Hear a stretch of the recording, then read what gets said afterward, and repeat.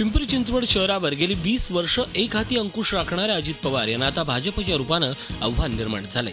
शहरात मार्च 2017 मध्ये होणाऱ्या महापालिका निवडणुकांच्या पार्श्वभूमीवर गेल्या 2 महिन्यात अजित पवारांनी शहराचे तब्बल 5 दौरे केले।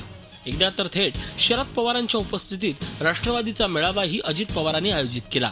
यावरून विरोधकांनी अजित पवारांवर टीका सुरू केली आहे। भारतीय जनता पार्टीमध्ये राष्ट्रवादीतून मोठ्या स्वरूपात आजी माजी नगरसेवक कार्यकर्ते यांचं प्रवेशाचं सत्र चालू आहे आणि ते सत्र रोखण्यासाठी अजितदादांचं पिंपरी चिंचवडमध्ये फेऱ्या वाढलेल्या आहेत।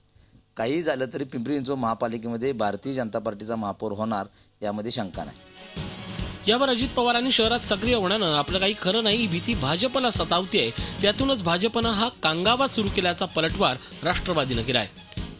येणाऱ्या 2017च्या निवडणुका बघता पिंपरी चिंचवड राष्ट्रवादी काँग्रेस पक्ष आजही सत्तेमध्ये आहे, उद्याही त्रिवाद सत्तेवादीमध्ये राहील। जी काही कोणी फार आशा अपेक्षा होती ती पण त्यांची संपुष्टात येणार आहे, म्हणून त्यांना भीती वाटते। पिंपरी चिंचवड हा अजित पवार यांचा गड मानला जातो, मात्र 2017च्या महापालिका निवडणुकीत त्यांचा कस लागणार आहे। त्याकरता भाजप आणि राष्ट्रवादीनं रणनीती आखायला सुरुवात केली आहे।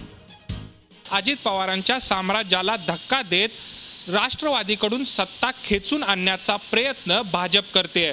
त्याचमुळे अजित पवारांच्या वारंवार होत असलेल्या शहरांच्या दौऱ्यावर आता भाजपनं टीका करायला सुरुवात केली आहे। दोघांच्या आरोप प्रत्यारोपांमध्ये विजय कोणाचा होणार हे पाहणं आता महत्त्वाचं ठरणार आहे। व्हिडिओ जर्नलिस्ट कृष्णा पांचाळसह कैलासपुरी, झी मीडिया, पिंपरी चिंचवड। झी 24 तास रहा एक पाऊल पुढे।